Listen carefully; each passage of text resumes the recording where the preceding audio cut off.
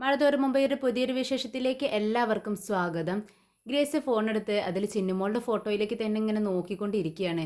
കണ്ടില്ലേ മാമച്ചായ, ഈ കുഞ്ഞിനെ കാണുന്ന സമയത്തെ എനിക്ക് അതിൻ്റെ കണ്ണ്, മൂക്ക് ഒക്കെ കാണുമ്പോൾ എൻ്റെ പരിചയത്തിലുള്ള ആരേ പോലെ എനിക്ക് തോന്നുന്നു. എനിക്ക് വേണ്ടപ്പെട്ട ഒരാളുടെ മുഖം പോലെയാണ് എനിക്ക് തോന്നുന്നത്. മാമച്ചായന് അങ്ങനെ തോന്നുന്നുണ്ടോ? ഒന്ന് നോക്കിയേ എന്ന് പറഞ്ഞുകൊണ്ട് മാമച്ചായന് കാണിച്ചു കൊടുക്കുകയാണ്. മാമച്ചായൻ ഫോൺ മേടിച്ച് നോക്കുന്നുണ്ട്. എന്നിട്ട് ഗ്രേസിനോട് പറയുന്നുണ്ട്, ശരിയാ ഗ്രേസേ, നീ പറഞ്ഞത് ശരിയാ, എനിക്കും അങ്ങനെ തോന്നുന്നുണ്ട്. അങ്ങനെ ഗ്രേസ് പറയുന്നുണ്ട്, അല്ല മാമച്ചായ, നമുക്ക് ഈ കുഞ്ഞിനെ അങ്ങ് ദത്തെടുത്താലോ? ഇത് കേട്ട് മാമച്ചായൻ പറയുന്നുണ്ട്, അതിന് പറ്റുമെന്ന് അറിയത്തില്ല ഗ്രേസ്യ. ഓരോ സ്ഥലങ്ങളിലും ഓരോ നിയമങ്ങളാണ്. പുതിയ പുതിയ നിയമങ്ങൾ വരുമല്ലേ. ഇപ്പോൾ നമുക്ക് പറ്റിയ കുഞ്ഞിനെ ദത്തെടുക്കാൻ പറ്റത്തില്ലെന്ന് തോന്നുന്നു. ഇപ്പോൾ അവർ പറയുന്ന കുഞ്ഞിനെ വേണം നമ്മൾ ദത്തെടുക്കാൻ. അങ്ങനെ ചില നിയമങ്ങളൊക്കെ ഉണ്ട്. എന്നാലും നിന്റെ ആഗ്രഹമല്ലേ, നമുക്ക് അന്വേഷിച്ച് നോക്കാം. ഇത് കേട്ടതും ഗ്രേസ്യക്ക് വളരെ സന്തോഷമാവുകയാണ്. സിനിമകളുടെ ഫോട്ടോയിലേക്ക് വീണ്ടും നോക്കിക്കൊണ്ട് ചിരിച്ചുകൊണ്ടിരിക്കുകയാണ് ഗ്രേസ്യ. ഇതേ സമയം അലീനയും രേവതിക്കുട്ടിയും കൂടി ആൽബം നോക്കിക്കൊണ്ടിരിക്കുകയാണ്. നമ്മുടെ ഗ്രേസിയയുടെ മോൻ്റെയും മരുമോളാകാൻ പോകുന്ന ആ കുട്ടിയുടെയും ആൽബം. അങ്ങനെ അലീന അത് കണ്ടിട്ട് ചോദിക്കുന്നുണ്ട്, എന്താ അല്ലേ രേവതിക്കുട്ടി, എന്ത് ഭംഗിയാ കാണാൻ. രണ്ടുപേരും നല്ല ചേർച്ചയുണ്ട്. പക്ഷേ ഇതിലൊരാളിപ്പോൾ ജീവിച്ചിരിപ്പില്ലെന്ന് ആലോചിക്കുന്ന സമയത്ത് ഒരുപാട് വിഷമമാവുന്നു എന്നൊക്കെ പറയാണ്. ഇത് കേട്ടിട്ട് നമ്മുടെ രേവതിക്കുട്ടി പറയുന്നുണ്ട്, ശരിയാ ചേച്ചി, എനിക്കും ആദ്യം ഭയങ്കര വിഷമമായിരുന്നു. പിന്നെ ഈ ഫോട്ടോസ് മാത്രമല്ല കേട്ടോ, വേറെയും കുറേ ഫോട്ടോസ് ഉണ്ട്. ഇത് ഇവരുടെ രണ്ടുപേരുടെ മാത്രമായിട്ടുള്ള ഒരു ആൽബമാണ്. ഇനി എല്ലാവരും കൂടെ ഉള്ളത് വേറെ ഉണ്ട് എന്നൊക്കെ രേവതിക്കുട്ടി പറയുന്നുണ്ട്. അല്ല മോളെ, ഇവർ തമ്മിൽ ഇത്രയ്ക്കൊക്കെ അടുപ്പമുണ്ടായിരുന്നോ എന്ന് ഇങ്ങനെ ഫോട്ടോ കണ്ടിട്ട് അലീന ചോദിക്കുക. അപ്പോൾ രേവതിക്കുട്ടി പറയുന്നുണ്ട്, ആ ചേച്ചി, ഇവർ നല്ല അടുപ്പത്തിലായിരുന്നു, എല്ലാവർക്കും അറിയായിരുന്നു. നിശ്ചയത്തിന് ഒരാഴ്ച മുന്നെയാണ് ഏട്ടൻ മരിച്ചത്. അതിനു മുമ്പ് ഇവിടെ ഇച്ചായൻ്റെ അടുത്തും ഗേസാൻറ്റിൻ്റെ അടുത്തും മാമച്ചായൻ്റെ അടുത്തൊക്കെ എപ്പോഴും വരാറുണ്ടായിരുന്നു അത്രേ. ഇവിടെ വന്നിട്ട് ആ കുട്ടി താമസിക്കുകയൊക്കെ ചെയ്യൂത്രേ. അങ്ങനെ നല്ല ഫ്രീഡം ആയിരുന്നു അവർക്ക് എന്നിങ്ങനെ പറയുക കേട്ടോ. അപ്പോഴേക്കും പുറത്തുനിന്ന് സംസാരം കേൾക്കുക. രേവതിക്കുട്ടി ഓടിപ്പോയി റൂമിൻ്റെ ഡോറ് തുറന്ന് നോക്കുന്നുണ്ട്. അപ്പോൾ മാമച്ചായനും ഗ്രേസിയും കൂടെ റൂമിനടുത്തേക്ക് വരുന്നുണ്ട്.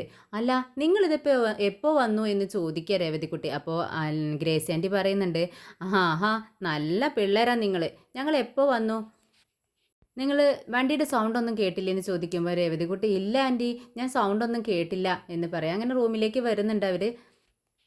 ഗ്രേസ്യ പറയുന്നുണ്ട്, മാമച്ചായ ആ കയ്യിലുള്ളത് അങ്ങ് കൊടുത്തേക്കെന്ന് പറയുമ്പോൾ മാമച്ചായൻ തൻ്റെ കയ്യിലുള്ള ഒരു ഗിഫ്റ്റ്, 2 കവറാണ്. അത് രേവതിക്കുട്ടിക്ക് നേരെ നമ്മുടെ അലീനയ്ക്ക് നേരെ നീട്ടുന്നുണ്ട്. അലീന പറയുന്നുണ്ട്, ഇത് ആർക്കാ? രേവതിക്കുട്ടി, നിനക്കായിരിക്കും, നീ മേടിച്ചോ എന്ന് പറയാണ്. അത് കേട്ടിട്ട് നമ്മുടെ മാമച്ചായൻ പറയുന്നുണ്ട്, അതെ, രേവതിക്കുട്ടിക്ക് വാങ്ങിച്ചു കൊടുക്കാൻ ഞങ്ങളിവിടെ ഉണ്ട്, അത് ഞങ്ങൾക്കറിയാം, പക്ഷേ ഇത് നിനക്കുള്ളതാ എന്ന് പറയാട്ടോ. അപ്പോഴേക്കും അലീനയ്ക്ക് ഭയങ്കര സങ്കടവും വിഷമവും പിന്നെ സന്തോഷം എല്ലാം കൂടിക്കലർന്നൊരു അവസ്ഥയിൽ നിൽക്കുകയാണ്. എന്ത് ചെയ്യണമെന്നറിയാതെ. ഇത് വേടിക്ക് മോളെ, എൻ്റെ കൈ കഴിക്കുന്നു എന്ന് പറയുന്നുണ്ട് മാമച്ചായൻ. പെട്ടെന്ന് രേവതിയല്ല, അലീനക്കുട്ടി അത് മേടിക്കുന്നുണ്ട്. എന്നിട്ട് പറയുന്നുണ്ട്, എനിക്ക് ആദ്യമായിട്ടാണ് ഇങ്ങനൊരു ഗിഫ്റ്റൊക്കെ തരുന്നത്, ആദ്യമായിട്ടാണ് എനിക്കിങ്ങനെ കിട്ടുന്നത് എന്നൊക്കെ പറയുന്നുണ്ട്. അപ്പോൾ മാമച്ചായനും ഗേസിയൊക്കെ വിഷമമാവുന്നുണ്ട് കേട്ടോ. മക്കളെ, നിങ്ങൾ സംസാരിച്ചുകൊണ്ടിരിക്കാണ്ട് വന്ന് ഭക്ഷണം കഴിക്കാൻ നോക്ക്, ആൻറ്റി ഭക്ഷണമൊക്കെ മേടിച്ചവിടെ വെച്ചിട്ടുണ്ട് എന്ന് പറയാണ്. എന്നിട്ട് ഗ്രേസി ആൻറ്റി മാമച്ചായനും കൂടി അങ്ങോട്ടേക്ക് പോകുന്നുണ്ട്. പെട്ടെന്ന് രേവതിക്കുട്ടി വന്ന് നമ്മുടെ അലീനെ കെട്ടിപ്പിടിക്കുക. അപ്പോൾ എന്നിട്ട് പറയുന്നുണ്ട്, മോളെ, നിനക്കുള്ള സമ്മാനമായത്, അത് എനിക്കുള്ളതല്ല എന്നിങ്ങനെ അലീന പറയാണ്. അപ്പോൾ അതെന്താ ചേച്ചി അങ്ങനെ? അല്ല, അവർക്ക് നിന്നോടുള്ള സ്നേഹം കൊണ്ടല്ലേ അവരെനിക്കിത് വാങ്ങിച്ചു തന്നത്. അപ്പോൾ ഞാനൊരു വലിയ സംഭവമല്ലേ ചേച്ചിന്ന് രേവതിക്കുട്ടിയും ചോദിക്കുന്നുണ്ട്. അലീനയ്ക്ക് അത് കേട്ടിട്ട് സന്തോഷമാവാണ്. അവളെ കെട്ടിപ്പിടിച്ച് നെറുകയിലൊരു ഉമ്മയും കൊടുക്കുന്നുണ്ട്.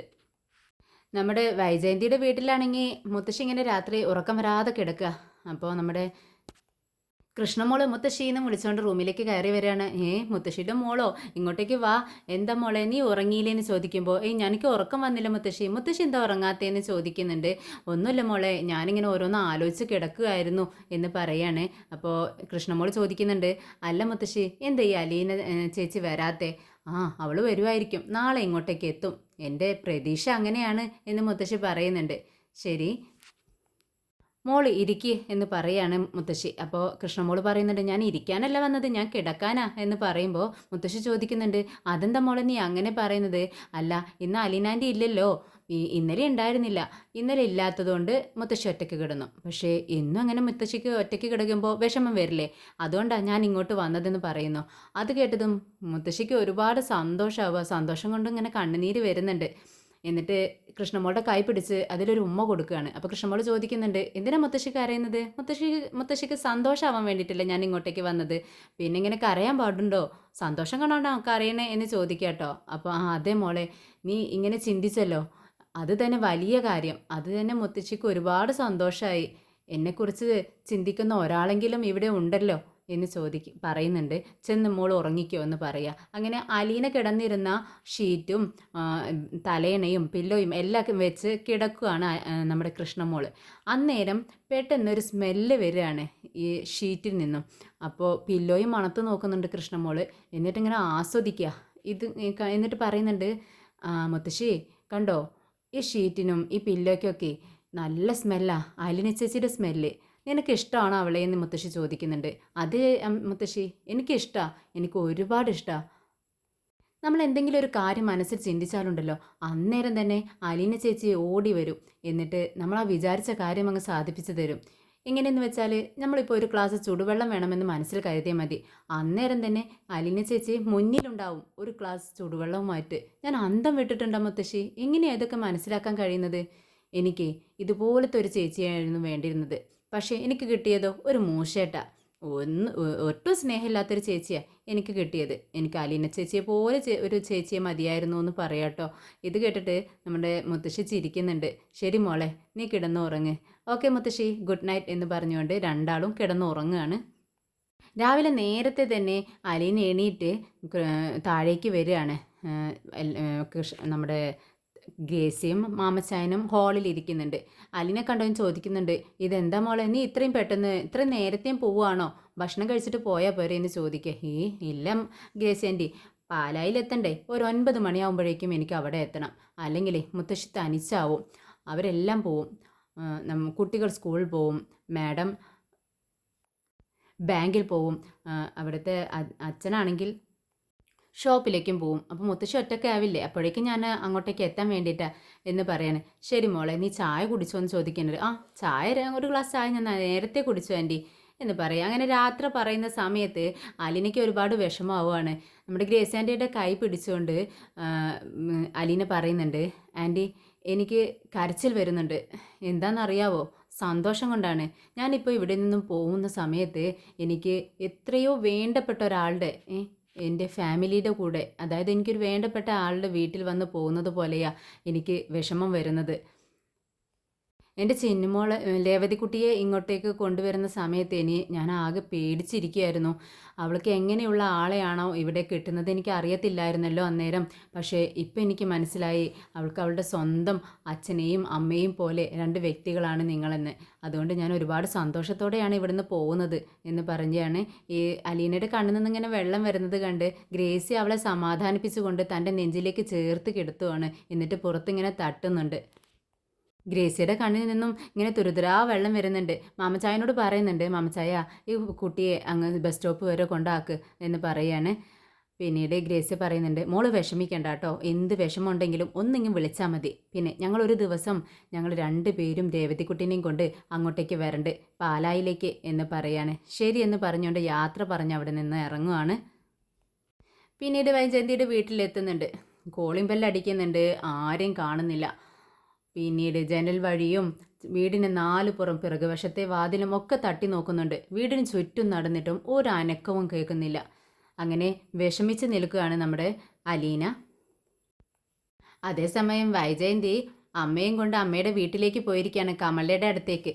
അപ്പോൾ മുത്തശ്ശി ചോദിക്കുന്നുണ്ട് വൈജയുടെ അടുത്ത്, എടി വൈജയ്, എന്തിനാ ഇപ്പം നമ്മൾ ഇങ്ങോട്ടേക്ക് വന്നിക്കണത്? ഇതിൻ്റെ വല്ല ആവശ്യം ഉണ്ടായിരുന്നോ? നീ എന്തിനാ ബാങ്കിൽ നിന്നും ലീവ് എടുത്തിട്ട് ഇങ്ങനെയെല്ലാം ബുദ്ധിമുട്ടുന്നത്?